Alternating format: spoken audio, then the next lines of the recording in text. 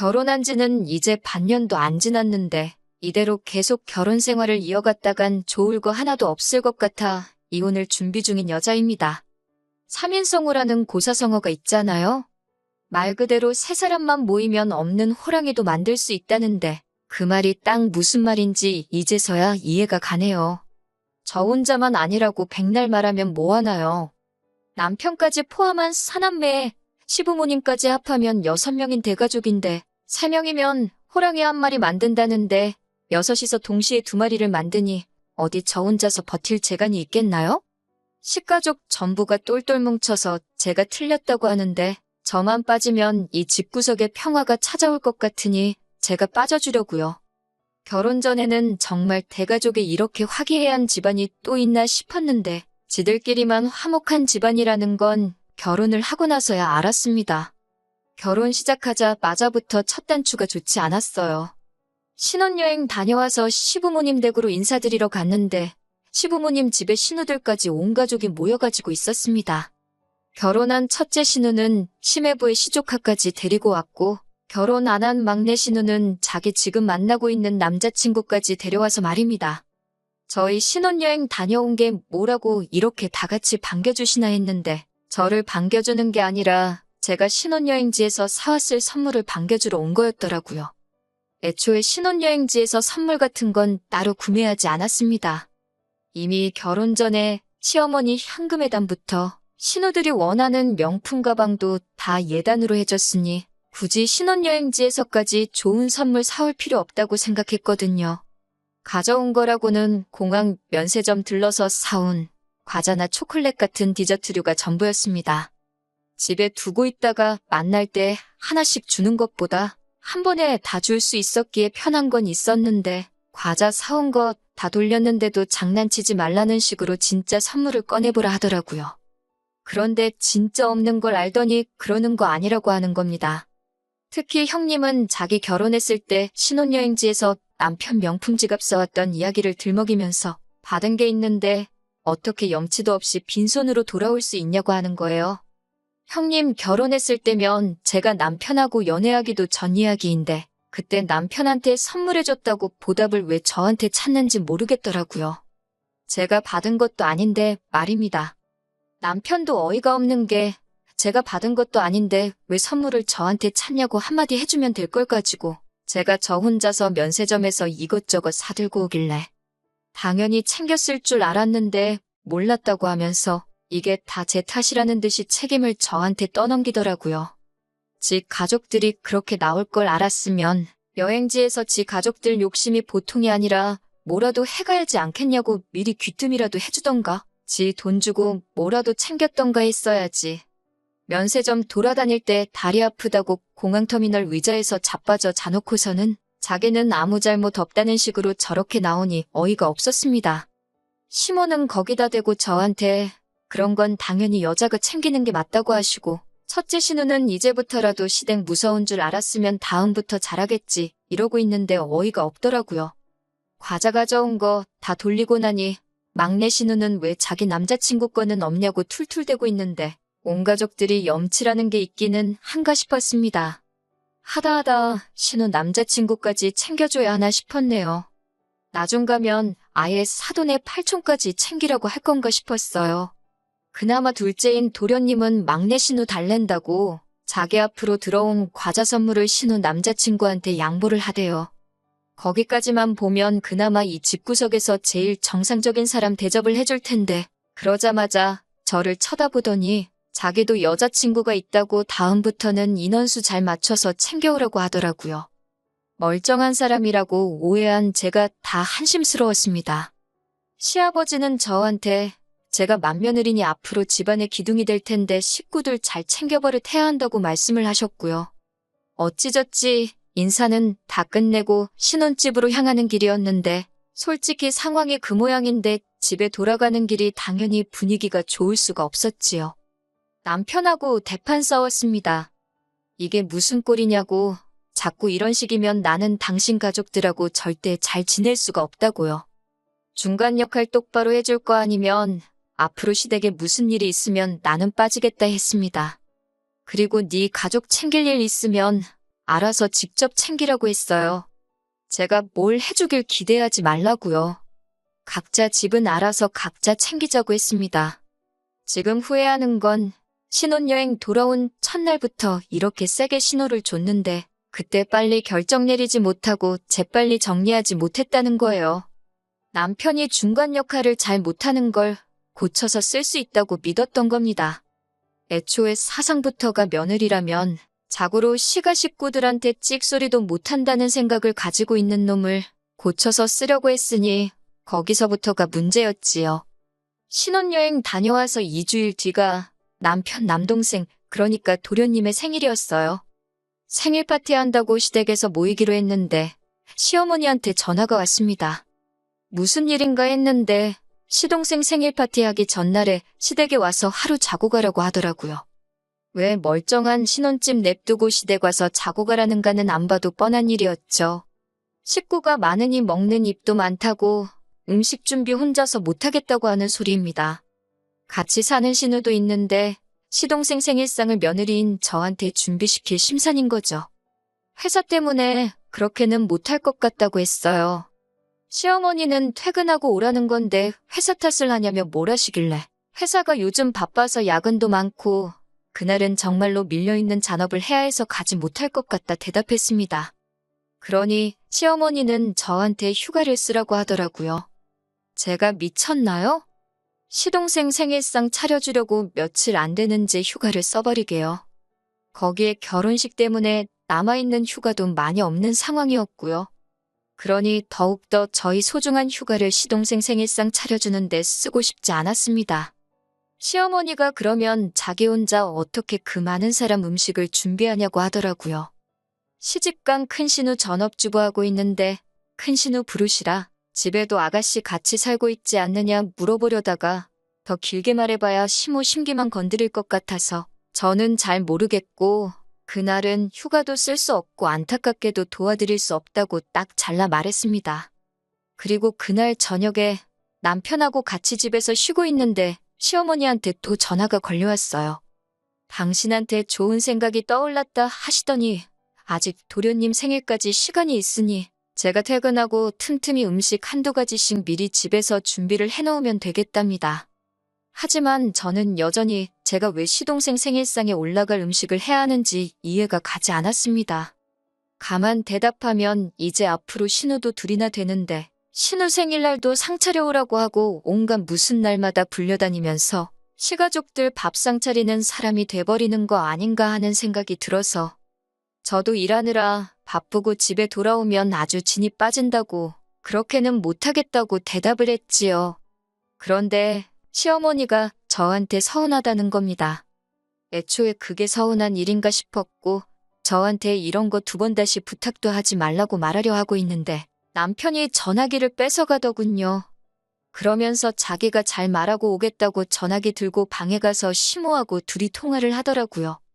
며느리인 제가 싫다고 하는 것보다 남편이 말하는 게 낫겠다 싶었고 저도 조금 감정이 격해져 있어서 더 이야기했다가 시어머니하고 싸울 수도 있겠다는 생각이 들어서 남편이 알아서 잘 처리하도록 맡겼습니다. 한 10분쯤 지나서 남편이 방에서 전화 끝내고 나오더라고요. 그런데 방에서 나오면서 제 눈치를 살살 보면서 말을 꺼내질 못하더라고요. 어떻게 하기로 했냐고 다그치니 그제서야 자기 체면 좀 살려주면 안 되냐고 하는 겁니다. 엄마가 저렇게 기대를 하는데 못해간다고 어떻게 말을 하냐고요. 남편하고 또 한판 뒤집어지도록 싸웠네요. 내가 도대체 왜 네 동생 생일상에 올라갈 음식을 해야게 하냐고요. 니네 누나도 해가냐고 그럼 생각은 해보겠다고 했습니다. 누나도 아마 해갈 거라고 하면서 저를 설득하려고 하길래 전화기 들이밀면서 그럼 너네 누나가 무슨 음식 해가는지 물어보라고 했습니다. 그러니 쩔쩔매면서 전화를 못하더라고요. 안 봐도 뻔했지요. 시모 집에 같이 사는 신우도 아무것도 안 도와줄 텐데 시집간 신우가 잘도 동생 생일상이나 차려주겠나 싶었지요. 그런데 남편이 자꾸만 제가 자꾸 고집부리고 그러면 시모하고 갈등만 커진다고 하는 거예요. 어떻게 노력한 척이라도 해야 한다고요. 제가 고집부려서 시모하고 이러는 게 아니잖아요? 애초에 말도 안 되는 요구를 하는 건 시모인데 남편은 제가 마치 시모가 하는 일에 불만 갖고 있는 방골 며느리라고 말하는 것 같았습니다. 남편한테 그렇게는 못한다. 어머님한테 다시 전화드리겠다 한참 실랑이 하다가 남편이 그러면 그냥 음식을 우리가 사가자고 사가서 우리가 해온 척 하면 되지 않겠냐고 하는 겁니다.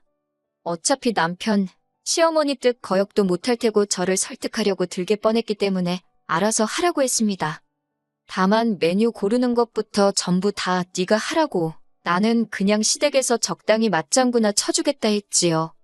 생일 당일이 되니 남편이 시댁으로 출발하기 전부터 아침 일찍 일어나서 부엌에서 뭘 하고 있더라고요.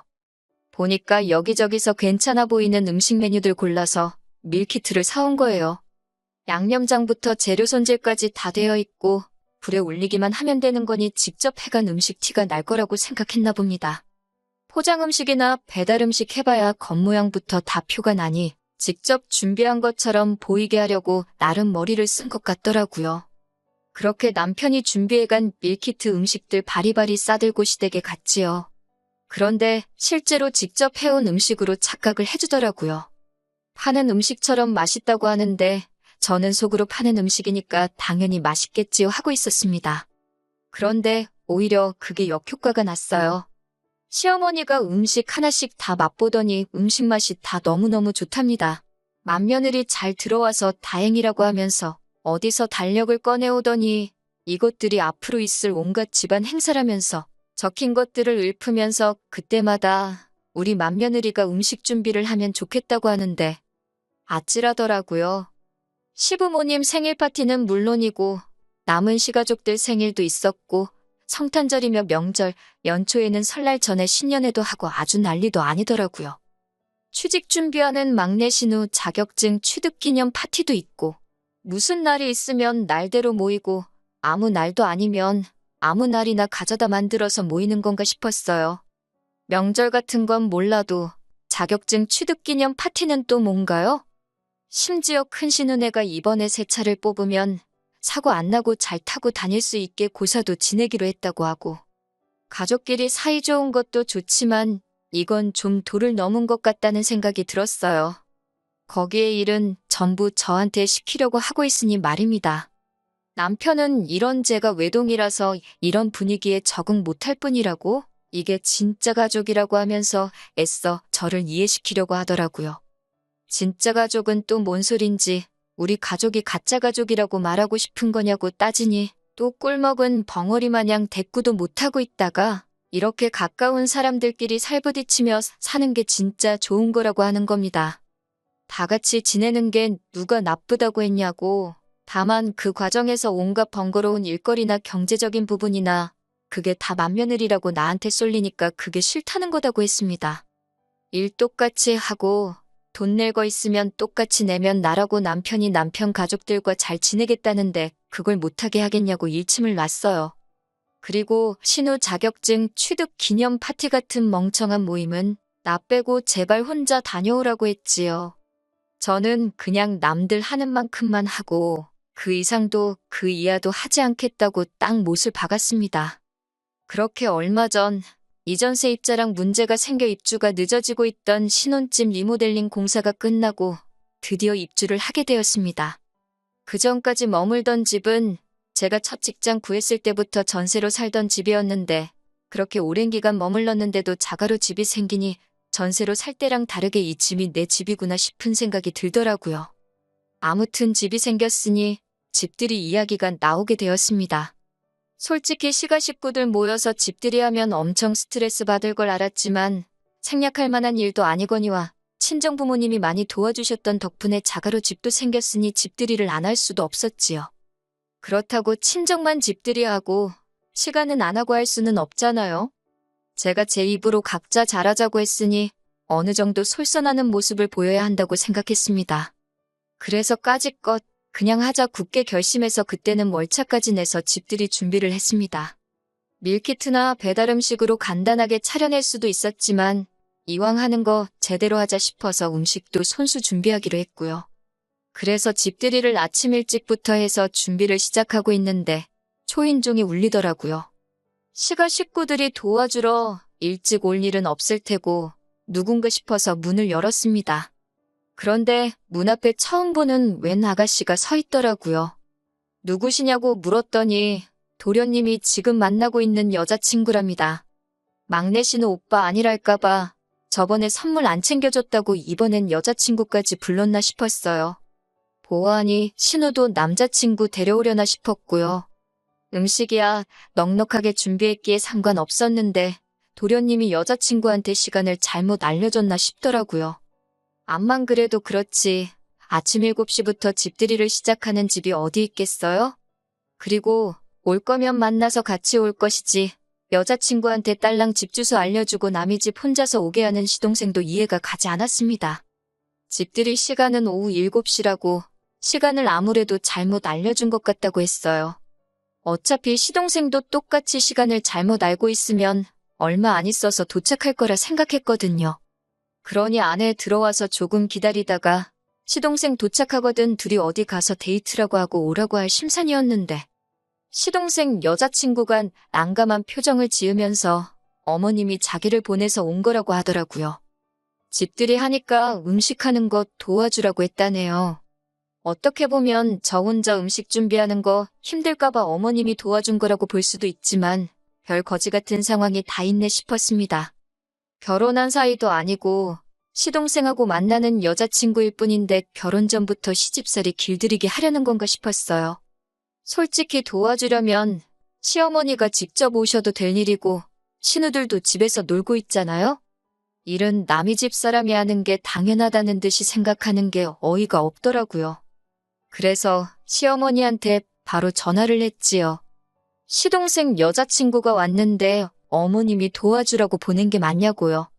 그러니 어머님은 당연한 소리를 물어보냐는 듯이 반응하면서 너는 외동이라 몰라도 너무 모른다고 하면서 원래 아랫사람은 초장부터 시키는 버릇을 들여야 한다는 겁니다.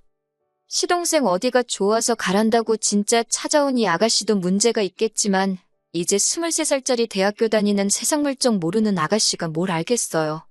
그냥 남자친구 어머니가 시키는 거니까 하는 수 없이 온 거라는 생각밖에 안 들고 그걸 보내라고 한 어머님이나 그걸 가라고 부추긴 시동생이나 일손 돕겠다는데 뭐가 문제냐는 남편 꼬라지를 보고 있으니 자기들끼리만 화목한 이 집구석 식구들이 며느리들 알기를 아주 우습게 알고 있구나 하는 생각이 들었습니다. 그래도 찾아왔는데 그냥 보낼 수는 없으니 안 도와줘도 좋으니 편히 쉬고 있으라고 했어요. 저녁 시간 돼서 집들이 시작하니까 시가 식구들 한 명씩 도착하는데 집들이라고 손에 선물이라고 들고 온 게 큰 신우가 휴지 하나 사들고 온 게 전부였습니다. 뭐 대단한 선물 바란 건 아니지만서도 말도 안 되는 시댁 행사 강제 참여시키는 건 고사하고 당장 시동생 생일상까지 부탁하던 사람들이 주거니 받거니 하면서 저도 가족의 일원으로 인정해주는 것처럼 보이진 않았어요. 집들이 끝나니까 당연한 듯이 또 시동생 여자친구 시켜서 뒷정리 도와주라 그러고는 지들끼리는 잘 먹었다 하고 뒤도 안 돌아보고 집으로 돌아가더군요. 심지어 자기 여자친구인데도 시동생은 시부모 차 타고 따라서 집으로 돌아갔고요. 이 아가씨도 참 심란하겠다 싶더군요. 뒷정리 도와준다고 옴짝달싹 못하고 있길래 손님이 무슨 일을 하냐고 그냥 돌아가라고 했어요. 시동생한테 가스라이팅을 얼마나 당한 건지 계속 눈치 보고 있길래 오늘 아침 일찍부터 와줘서 너무 고생 많았다고 하면서 아가씨가 우리 도련님이랑 얼마나 깊은 사이고 어떤 미래까지 그리고 있는지는 모르겠지만 아가씨 앞으로 앞날이 창창한데 굳이 도련님하고 꼭 결혼해야겠다는 생각 아니면 일찌감치 헤어지는 게 좋겠다고 했습니다. 지금 나 보라고 나도 결혼한 지 반년도 안 지났는데 벌써부터 회의감을 느낀다고요. 제 말이 끝나기 무섭게 펑펑 울길래 어르고 달래서 집에 보냈습니다. 아가씨 배웅해주고 집에 돌아왔는데 남편은 집들이 끝나고 어지러진 상에는 손도 안 대고 소파에 걸터 앉아서 TV 보고 있더라고요. 안 그래도 도련님 여자친구 보고 생각이 많은데 집안일은 내일이라고 거들떠도 안 보는 남편 꼬라지 보니 우라가 치솟더라고요. 니네 식구 밥 먹은 건데 치울 생각도 없냐고 한마디 하니 남편이 며느리가 돼가지고 며느리 노릇 똑바로 안 하냐고 하는 겁니다. 왜 저렇게 뿔이 났나 했더니 지네 엄마가 신경 써서 시동생 여자친구 불러서 도와주게 시켰는데 며느리가 시어머니 성의를 무시했다는 거예요. 치우는 것도 저랑 그 아가씨랑 둘이서 치웠으면 금방 했었을 텐데 제가 쓸데없이 오지랖을 부려서 보내놓고는 그 아가씨가 할 일을 자기한테 떠넘기냐는 겁니다. 제 행동에 제가 책임을 지라는 거예요. 지금 시어머니가 며느리도 아니고 며느리가 될 사람도 아닌 아예 남의 집 멀쩡한 딸을 불러다가 일을 시키는 게 맞다고 생각하느냐 물었더니 여자가 잘해야지 집이 편한 거 아니겠냐고 하는 겁니다. 연애할 때부터 저렇게 잘하는 동생 여자친구를 보고 배우라는 거예요. 자기가 몇 번 참아줬더니만 며느리가 돼가지고 당연히 할 일을 안 하려고 하냐면서 저보고 며느리 노릇 똑바로 하라고 하더군요. 어차피 동생이랑 그 아가씨랑 결혼하면 제 쫄다고 생기는 건데 지금부터 확실히 가르쳐 놓는 게 맞다고요. 그 말을 들으니 남편이나 시가족들이 평소에 어떤 생각을 가지고 사는지 확신이 생기더라고요. 말은 동서 생기면 동서가 서열 맨 마지막이고 제가 수족처럼 부릴 수 있으니 그때 가서 제가 편해진다고 하지만 결과적으로는 저는 시댁에서 뒤에서 두 번째라는 거잖아요. 지난 몇 개월 동안 남편이 중간 역할 조금만 해주면 시가족 일로 싸울 일도 없고 잘 지낼 수 있을 거라고 생각했던 제 자신이 다 한심해지더라고요. 사람 고쳤을 수 없다는데 이건 남편 한 명만 고친다고 될 일도 아니었던 거예요. 오히려 이 집 식구들 중에 혼자 이게 틀리다고 생각하는 제가 비정상이었던 거예요. 이 결혼 생활 끝까지 끌고 가봐야 저도 똑같은 사람 되겠다 싶더라고요. 가스라이팅이 그래서 무서운 건가 싶었습니다. 이 집구석에 막내 며느리 누가 들어올지는 모르겠는데 참 불쌍하겠다 싶었고 맏며느리인 저도 결국 나중에 가선 시부모 부양은 둘째치고 큰 신우네 애라도 생기면 그 애까지 제가 맡아 키우겠다 싶은 생각이 들었습니다. 자기들끼리 화목한 집안에 제가 빠지는 게 도와주는 길이 아닐까 하는 생각이 들었어요. 며칠을 더 생각하다가 남편한테 이 집에서 더 이상 며느리로 살지 못하겠다고 더 시간 끌 필요도 없겠다고 말하고 이혼하자고 했습니다. 지금은 숙려기간 중이고 결혼기간이 짧은지라 합의이혼하게 될 것 같습니다. 시동생은 여자친구랑 헤어진 것 같더라고요. 가족끼리 워낙 똘똘 뭉치는 집구석이니 똘똘 뭉쳐서 제 탓만 하고 있겠지요. 더 빨리 결정 내리지 못한 게 후회되지만 더 길게 시간 끌지 않은 걸로 위안 삼으려고 합니다. 아무쪼록 시가족들은 앞으로도 자식들 결혼시키지 말고 그냥 화목한 가족들끼리 평생 같이 지냈으면 좋겠어요. 애먼 사람 부려먹지 말고 말입니다.